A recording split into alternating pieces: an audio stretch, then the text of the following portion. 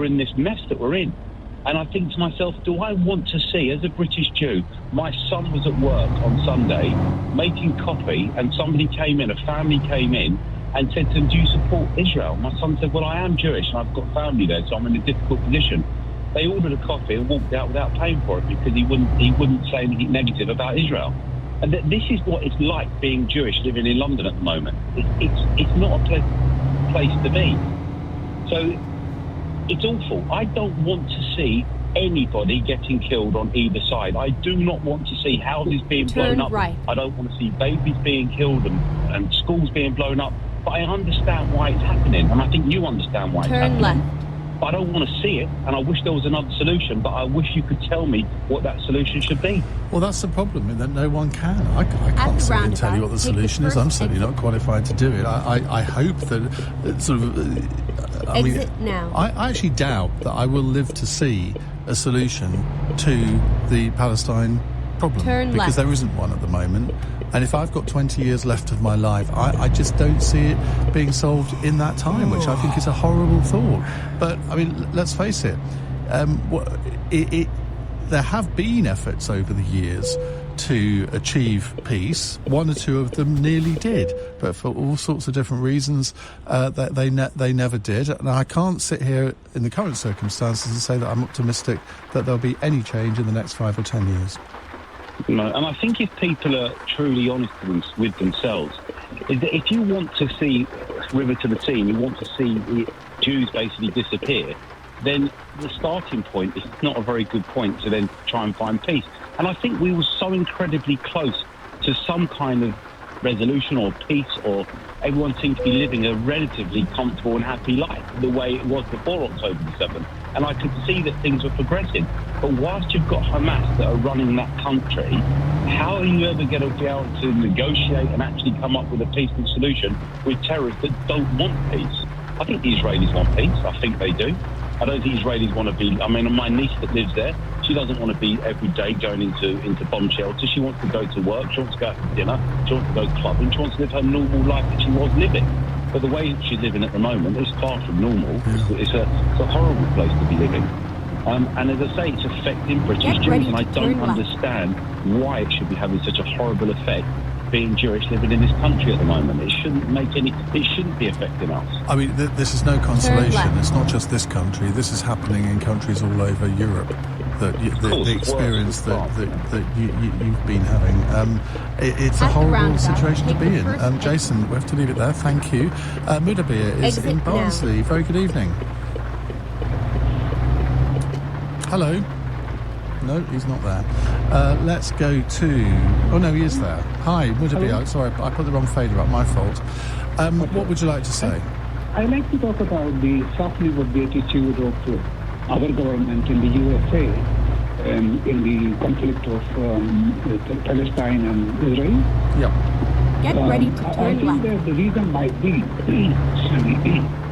might be that the Saudi Arabia and Middle East are joining the BRICS economic bloc from next month, which is like the Brazil and India and China and Russia economic bloc. And that would actually influence the economic interest of UK and USA in the Middle East. Here we are. And that might be the reason that the softening of the attitude of British government and the American government in this conflict. Because I remember quite vividly that our Prime Minister actually had said to Netanyahu when he went to Israel that I am with you and I hope that you win. And that was on the television. And so was the Biden. And now there is sudden change in the attitude or softening of the attitudes of both the USA and UK. And I think that it might be, I'm not quite sure, I'm not an economist really, but that actually what John Mearsheimer, he predicted in 2008 in his book, and he was sacked from Harvard University. Then he had to join the Chicago University after he was sacked from. He actually said that the very soon the economic influence of USA will shift because China is emerging as an economic superpower, in the East. And I laughed at him because I'm a doctor, really. So I just laughed at him that it's not, it cannot, because America is a superpower and it cannot happen. But it is actually happening now. So it's my question now, really, that you are really a learned person, that the change in attitude is because of this fact that U.S., Saudi Arabia and Middle East are joining the BRICS from next month, and that could influence the investment and economic interest of USA and UK in the entire Middle East. Well, it could, but I don't really see that there's a great link to this war there, and I don't think that those developments have an impact on the slight change in the American or British position, if I'm honest. But it's an interesting theory, Mudabir. Thank you very much. Daniel's in Willesden. Hello, Daniel. Oh, hi. Yeah, definitely. I do sense a shift in the difference in the way that the British government are treating Israel, and I'm very glad. As a British Jew, I think that our country, being England, should stick it right on Israel and tell them, listen, you're doing wrong. And it doesn't matter. Defense only goes so far. If I am a defensive person and somebody attacks me in the street and I punch them and they go down, I don't get arrested. If I start kicking them and stamping on their head when they're on the floor, then I get arrested because they say that was not proportionate. You know, and Israel is stamping on their head right now. You know, and that's one point. But the most important, the reason I rang up is because the African fellow who rang up earlier on, he may be African and think he has an understanding of what apartheid means, but English is my language and I know what the definition of apartheid is. And apartheid does not happen in Israel. In Israel, you have Arab Israelis who are members of the Knesset. They live in peace, they live freely, they can go anywhere they want. There's no separation between them. Is there racism in Israel? Definitely. But are they marginalized through being Arab Israelis? No. So to consider that it's an apartheid state would mean that it's an entire state. What they have got is rules up and say, if you're not from here, you're not welcome here, you know? If you're an Arab Israeli, you're welcome. If you're Palestinian and you're not one of us Israelis, you could be Christian, Muslim, Jew, whatever. If you're not one of us, you're not welcome here. So that isn't the definition of apartheid. Otherwise, we would be an apartheid state. Because look, we're trying to stop all these guys coming over in boats, you know? So we're saying we have borders. If you're not welcome here, you're not welcome here. But that's not an apartheid. An apartheid is when people within the same state are separated due to their race. And that's not what happens. So that's a nonsense statement that he made. Yeah, well, I hope Isaac is still listening. He probably isn't, but I hope he's listening because he would have learnt a lot from what you just said there. The unfortunate thing is people throw around all sorts of words in this genocide. Like genocide, like fascist, when they haven't got a clue what those words actually mean. I agree with you. You know, people need to pick up a dictionary. It's really simple. These words, they don't mean what the liberal elite leftists think they do. They redefine words such as racism, genocide. They reappropriate these words, give them new meanings, and then state them as if that's a fact. Racism is a structural... and then people don't like it when I challenge people when they make these idiotic statements. Daniel, thank you very much indeed. Right, we are going to move on. In the next hour, Dave Ward will be joining me. Many of you will remember Dave. He's been on the programme many times. He's the General Secretary of the Communication Workers Union. They've been in dispute with the Royal Mail for longer than I care to think. It has been settled, but to what effect? If you have a question for Dave Ward, we'd love to hear from you. The lines are all open now. We've cleared all of the calls from the last hour. 0345 6060 973 is the number to call. I'll be talking to him for the first 15 minutes or so, then we will go to your calls. Judging by the texts I'm getting, quite a lot of you have some very definite opinions on the resolution, if I can put that in inverted commas, of the dispute with the Royal Mail. We'll talk about that to Dave Ward in just a moment. On your radio, on Global Player, and Play LBC. leading Britain's conversation. This is LBC. From Global's newsroom at 8 o'clock, police in Greater Manchester in contact with authorities in France after they found a boy who went missing in 2017. Alex Batty from Oldham was 11 when he disappeared in Spain. Well, LBC's reporter in Manchester, Sarah Collins, has been following the story for us. Detectives believe that Alex had been abducted and taken abroad by his mother to live an alternative lifestyle. Now, reports from France say that a teenager was found answering to the name Alex Batty in the town of Revel near Toulouse yesterday morning. Well, the Foreign Office has told us it is supporting a British national in France. Detectives investigating the disappearance of a mother in Norfolk has released footage of the last sighting of her on CCTV. 55-year-old Gaynor Lord was last seen walking through Norwich almost a week ago. Officers believe she entered the River Wensum after finding her belongings in a nearby park. A human rights expert for the UN has told LBC she's not surprised by Israel's rejection of a two-state solution in the Middle East. Last night, the Israeli ambassador said Benjamin Netanyahu's government would not support an independent Palestinian state. The Prime Minister, Rishi Sunak, says that remains the right outcome to the conflict. UN Special Rapporteur for the occupied Palestinian territories, Dr. Francesca Albanese, has given her reaction to LBC. It's shocking, but not surprising. It's not surprising because this is not the first time that Israeli senior political officials stated, and not later than, I think, 1 week ago, Netanyahu said the same. Officials in Germany say 4 suspected members of Hamas have been detained over planned attacks on Jewish institutions in Europe. It's understood 3 suspects have been arrested in Berlin, with another in the Netherlands. The Bank of England Governor Andrew Bailey says it is too early to speculate about cutting interest rates. The bank has kept the base rate on hold at 5.25%. Consumer finance expert Sarah Pennells says if you are a saver, though, there are great deals to be had out there. You can actually get close to the base rate. You can get over 5% on an easy access account, so where you don't have to give the bank any warning that you want to take the money out. Unlike previously, where you really had to lock your money away for sort of 3, 4, 5 years. In the city, the FTSE 100 has closed up 100 points at 76.48. The pound buys $1.27 and €1.16. LBC weather: scattered showers continuing in the northwest tonight, largely dry elsewhere, and a low of 1 degree. From Global's newsroom for LBC, I'm Daryl Jackson. This is LBC from Global, leading Britain's conversation with Ian Dale. This is where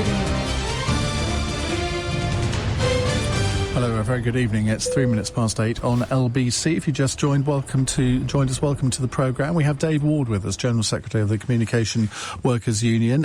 We often have trade union leaders on this programme to talk about the current state of trade unions, the Labour Party, the government, whatever.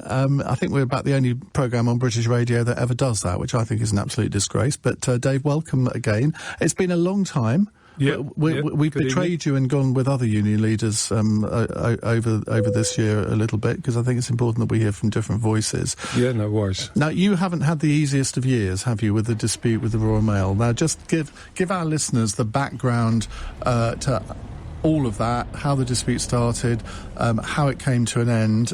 We've already got a full switchboard of calls. Lots of people want to talk to you, but we'll do that after 8:15. Yeah, so I think the first thing to say is that it's been the most difficult period in the history, I think, of Royal Mail for postal workers. I think it's not about, us in that sense. It's not about the company. I think the starting point needs to be what you said. I think it was on Jeremy Vine around about 18 months ago, when you said, you got it right, you said the toxic mixture of privatisation and mismanagement of the company had done a lot of damage to Royal Mail. And I think that the truth is, you did say that. I don't think I said toxic privatisation. But I'm sure you did it. I'm sure you did. We can check that out while we're on air. But the truth is that it did do a lot of damage. And, if you'll remember rightly, at the time, the company had a CEO called Simon Thompson. He left. What I can tell your listeners today is that basically the top team of Royal Mail, the 4 top positions that run the company at that point, all of them have now gone. The last 2 announcing their departures this week. So I think we were proved right about the way the company was being run. We reached an agreement on the dispute. It's not a particularly popular agreement, but it was the right agreement to make at that time, because I think had we been as reckless as what the company were, Royal Mail would not exist today. And, you know, they took the company to the brink of bankruptcy. There's clearly some very difficult challenges for Royal Mail. You're seeing that at the moment with quality of service. One of the things that I do want to get across tonight is that this is not the fault of frontline postal workers. They're doing a fantastic job in very difficult circumstances, but their world has been turned upside down. And that's before we get to some of the bigger changes that need to be made to start to grow the parcels market and deliver at different times in the evening, things like that. And what's happened is that they've cut jobs, too many jobs. They imposed all of that change on the company, on our members, during the dispute. And they've basically seen thousands of people have left the company. When they tried to recruit new people, they imposed new terms and conditions on new workers. We didn't agree then. What we agreed was that we would look at alternative approaches.